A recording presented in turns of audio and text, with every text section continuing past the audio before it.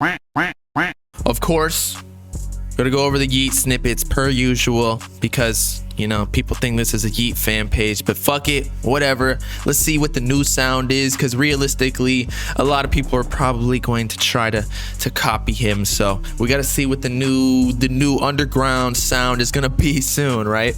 And also, we got to check up on our boy Yeat because he ain't dropping a while. And I feel like it was because a lot of people were saying that it's getting repetitive. He did drop a lot of music in a short amount of time, similar to like Uzi or Future, where people start to think it's fast food music. So we had to make sure that he was bringing something new to the table.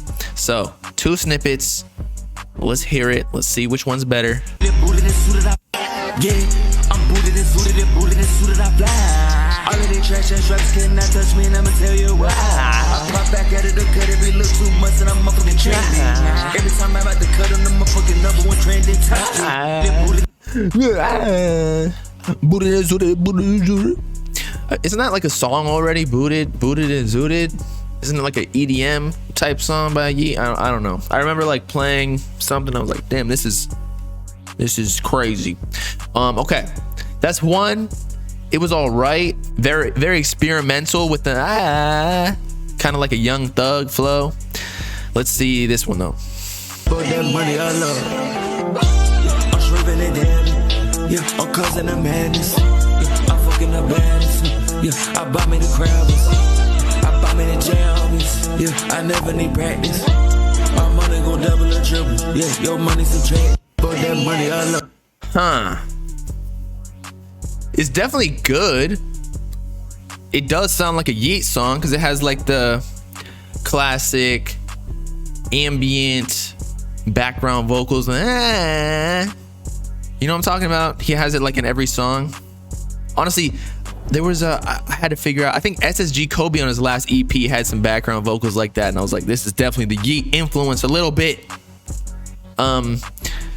Beat sounded kind of alien-y, of course, less synthy though. So I think Yeat's trying to get away from that because it got out of hand since everybody started doing it. And plus, I think Academics here, wait, we can go find it. Academics spoke on this, and he said that, in all reality, Yeat is up because Playboi Carti. And I'm sure we've discussed this, no hate, but Carti kind of created a foundation of sound with Whole Lotta Red, those type of beats, and then people ran off with it and started making derivatives of it. But that's just how music works. It's like, I wouldn't say Yeat was biting him, but would Two Alive or Up to Me exist without Whole Lotta Red dropping first? Is that a fair question? Because if Whole Lotta Red didn't drop, we could be in a totally different lane. Although Trippie Redd did drop the Miss the Rage snippet prior to Whole Lotta Red, so we were kind of moving into this rage shit anyway. I don't know. Y'all let me know. Without Carti, half this new underground would be the same. Exactly. There would be no, I don't know what Ken Carson would sound like. I don't know what Destroy Lonely was, although Destroy Lonely kind of on his own wave. He don't really sound like Carti. But anyway, let's hear what Academics had to say on Yeat. I think it was when he was discussing Ken Carson right here. Listen to new music often. I'm usually late to catching on to songs. It's rare. If I like a song on first listen, it's a fucking smash. Like I liked Wait For You by Future. First listen. I knew it's a smash. He bumping like Jimmy Cooks by even Drake. Everybody here love Ken Carson? Okay, here we go. I think he's dropping like a project. Was Ken Carson a dude? There was a time that y'all niggas kept spamming Ken Carson, some shit like that. I was like, who the fuck is that? I don't know if it was Ken. That's when people thought Ack was dissing him, when all he was saying was like, yo, he's not big enough for him to talk about yet, because Academics' platform is too big to just be like talking about certain people just because I don't know. He can't be giving away clout all willy-nilly is what I mean. Ken Carson's somebody else, and people got mad at me, and I'm like, bro, nigga, I really only like, I have my personal taste. Like, nigga, I probably know some unknown drill rapper album when you're getting supported by the industry. I probably know to a certain level, I'll put it up. Ken Carson. pop tune. Is this? I'm skipping to the Yeat part. Looks pop. Right here. Half the reason why Yeat, and by the way, I'm just repeating what they said. I don't know Yeat enough to This is according to Carti's peers. make the statement myself. They said half of the reason why Yeat is popping is because people think that Carti fuck with him. Even though Carti hasn't like just completely embraced it, I'm not saying don't fuck with him, but it's like that's Carti's influence, and that's what really got me to believe that maybe Carti is just a fucking goat. They're like, if Carti co-signs somebody, they're on. Which in these days and times, if you co-sign a nigga, like, I don't want to name no artists and pick on them, but there's mad artists that are hot that if they co-sign a nigga, we don't care about. But people care about who Carti. True, that probably was Yachty that said that. Yachty fucks with Carti so much. Fucks with, who sounds like him. Like, remember the Coach Ice dude? Like, he was literally, remember people just liked him because they just wanted baby voice Carti back.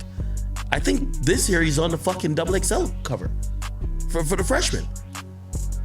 So I guess True. like, you know, I've got just more appreciation for Carti on damn, this nigga controls culture in terms of what's hot. I'm sorry. You get what I mean? Now, Ken Carson, I know he's probably talented in his own right, so I don't want to just... Okay, so as we were talking about with Carti, I do think that Carti's name holds the most weight out of like if somebody bites Drake, nobody really cares. If somebody bites, I don't know, pick a rapper, Lil Baby. There's that one white dude who may or may not be a little some, but nobody really cares. They're like, oh yeah, this is cool, whatever. But if you bite Carti, it's over with. People are like fucking hating on you. I don't think it's like that with anybody else. Even Youngboy's bit Carti. We don't know this. And people have legit made careers off of sounding like Carti. I mean, like, that's just the way it is. Nobody else. Carti fan base just too strict. That could be true. But the thing is, we've talked about this before. Carti's not the inventor of like sounds. Although this King Vamp style is definitely way different. So like if you're using those sounds, it's obvious that you're taking it. I think that's the reason. However, like before that, with like 2017, 2018 Carti, it was kind of like you were more free to use it since the production came from Pierre Bourne, Spacey Beats, and he had already been working with Trippy. And I think that's why Carti went that direction with a whole lot of red. He just wanted to like separate himself so there was no argument over like he was the one. He was him. But yeah, so Yeat, Ken Carson. I mean, Destroy Lonely was making his way, right? But he started to explode once he got the Carti cosign. So that's definitely a fact that like if Carti says your name, like you up. Although I want to see what happens to No Cap, because somebody in a podcast, I think Academics maybe, said that Carti's favorite artist is No Cap. So has his monthly listeners gone up since then? But it's much different when it's actually Carti never actually addresses any of these people himself. It's always like hearsay, like Ken and Carti, picture releases of them, and then Ken didn't officially announce that he was Opium until like I don't even know, a year ago or some shit. Destroy Lonely, same time in the Our Generation Music interview. But yeah, Carti definitely like he got the strongest pull when it comes to that, because again, he's like the control of the underground, whereas the mainstream people, like, they have two. The difference is every Carti fan is in love with him and would suck his cock on the spot, right? But everybody else, they might be bigger in total sum of fans than Carti, but they have way weaker fans. Like, they listen to their music, but they don't give a fuck about what they're wearing.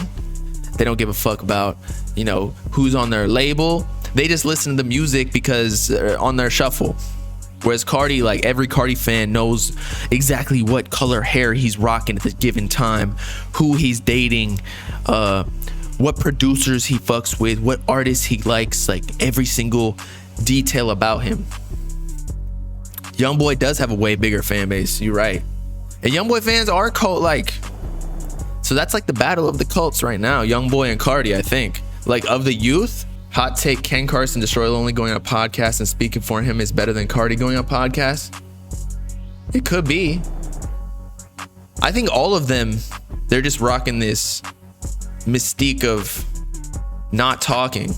I don't know if it's beneficial for any of them to like go on anything, because the snippet and leak culture surrounding them is more valuable and like rare than going on a like what benefit do they get? Maybe like a couple of clips, something goes viral of them speaking, but it's not like they're comedians. It's not like, you know, they're Elon Musk intelligence. I don't even know if y'all think Elon Musk is smart, but like, you know what I'm saying? Like some crazy, they're not Kanye with words. They're not going to say something completely convoluted that's going to go viral that low-key makes sense but at the same time doesn't. And with that, like Ken is already, I believe with X, he was executive produced by Carti, right? And that was already a huge look without Carti even having to feature on it, which might have been expensive. I know he's signed to his label, but I don't know how the interworkings work. Maybe Interscope would have wanted a bag from Ken Carson or an extra percentage for allowing Carti to be on the song. Not sure. But now he's already hit over a million monthly listeners. So obviously they're doing something right without doing any interviews. And I think that's the way to do it. For sure. Let's see. 1.018. Ken on top. Do I think Carti and other Mysteria artists will ever go back just talking and being interactive? No, I don't. Or anytime soon, no, because in social media culture now, it's so easy to tweet, post on Instagram, post content. It literally takes 2 seconds because we have a fucking device right here, your iPhone, that can film or type or whatever instantly. So if you are so good, or you are so good, or you are so cool that you can literally be relevant without having to utter a word or post anything online, that speaks louder than anybody who's posting 1,000 times a day. So I think that's why, if you can do it, that's what you should do. Plus it adds like privacy to your life, whereas if you're tweeting or posting on Instagram, like people can, especially with the rappers, like it's a dangerous world out there. People running up on you just to steal like a $3,000 Louis Vuitton bag. Like it's not even that serious, bro. Y'all need to go get some paper. But yeah, it's different methods of marketing. But again, with the normal method of marketing, which is post as much content as possible, which is kind of what I do. But I'm also not like a rare figure. Like I have always posted a bunch of content, but when Carti like is rare, he's always been doing that shit ever since like Ian Connor. They just know how to move. As an artist, like you almost want that separation from being a regular ass dude. That's why people always talking about with Uzi, like he's too much in the public. But as a rapper, you're like supposed to be that cool guy that like nobody can talk to, like nobody knows. You're not even a real person. You're a fictitious being, like you're a ghost or a legend or whatever. You're supposed to be bigger than life. So, but as a YouTuber, it's a way different thing. Or like as a content creator that's not a rapper, it's a different type of like clout or fame or whatever. You're kind of connecting with people for a living, whereas the artist, you connect through the songs. You don't have to speak. Also, speaking can be negative because you know, a lot of these artists, not even just hip hop, like every artist, you know, they're not necessarily suited to do interviews. Like just they're not necessarily articulate with speaking regularly, but once you turn on a beat though, like they know how to flow, but they don't know how to flow in a conversation necessarily if they were getting grilled on like hardcore questions. That's why a lot of times when rappers do interviews, they get managers who are sitting in and they'll like approve, like, yo, don't say that or say that. Like if you ever see an artist look around during an interview like this, they're trying to see what their manager thinks, or their manager's like waving their arms being like, yo, no, shut the fuck up. But yeah, Ken, 800K last week before X, Now X this album didn't have any features, right? Or Destroy Lonely and then Homicide Gang. So it was just straight Opium, which is like not even a feature necessarily, because Ken is bigger than all of them. Usually features, you know, it's supposed to boost your sales a bit. But solid work. What do I think will happen if Carti is seen not being a vampire in person? I don't think he will be. I think he knows every time he steps out the crib, he's got to be Captain Jack Sparrow looking ass, wearing like a black, whatever you call it, robe, like that one picture at the fair with Brandy. Nah, he knows he's got to wear face paint. But it's just like these chicks in real life. They know they can't step outside the house if they're going in public. You just gotta put on, you know, a little eyeliner, maybe some concealer, etc., etc. It's just like that. Carti just has to wear clown makeup, face paint. But you're just trying to keep up an image.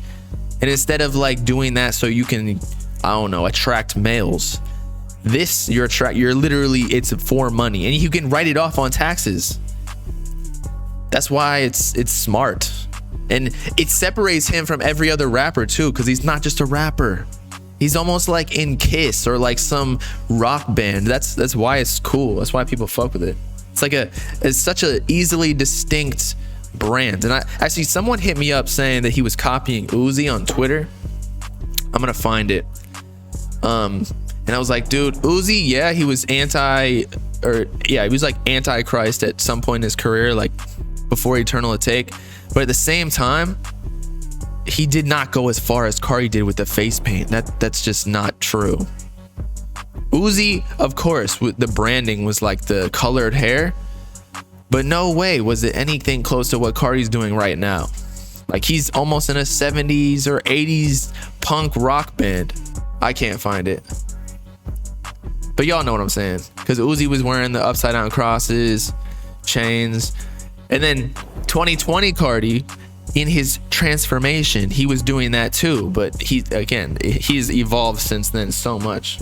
Yeah, if Ken and Lonely dropped, although I think that Ken and Lonely already did drop a tape. I don't necessarily, it's kind of like 1629. I don't know if they'll drop an official one, but on SoundCloud they leaked one, right? I can't remember if that was the one that actually leaked and Ken disowned whoever did it, or if it was one that Ken leaked on like you know, what's it called? What is Ian Connor's brand? I can't remember what it's called. But he leaked it on their SoundCloud page, even though Ian Connor doesn't even run it. Sicko, it's the Sicko page.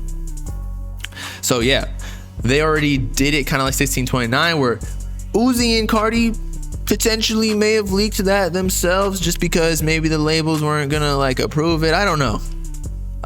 Although Uzi, I'm sure he already dropped one with Future, so maybe he would have, and that did well, 100K. Carti wasn't on Uzi's level at that point though, so maybe that's why. I don't know. And Uzi posted almost done, likely because he's almost done with Pink Tape, right?